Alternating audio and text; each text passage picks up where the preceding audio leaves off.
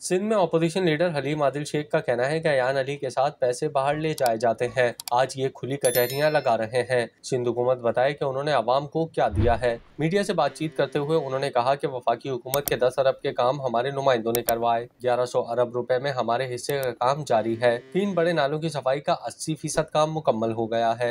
जब सिंध की एक कामयाबी सक्सेस स्टोरी देंगे तो पूरे लाड़काना समेत पूरे सिंध में कुत्ते नजर आ रहे होंगे कि जो बच्चों को काट रहे हैं। जब ये तबाहकारियों का सिंध का जिक्र करेंगे तो सिंध के रोड तबाह होंगे, सिंध के रास्ते तबाह होंगे। कराची कचरिस्तान, कचरों के ढेर स्क्रीन पर नजर आ रहे होंगे। कराची के गटरों में सैलाब के दौरान डूबते हुए लोग नजर आ रहे होंगे।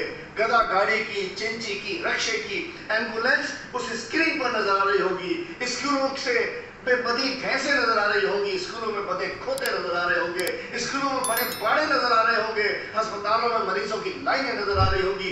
एक एक अस्पताल पे बेड पे 4-4 बच्चे नजर आ रहे होंगे।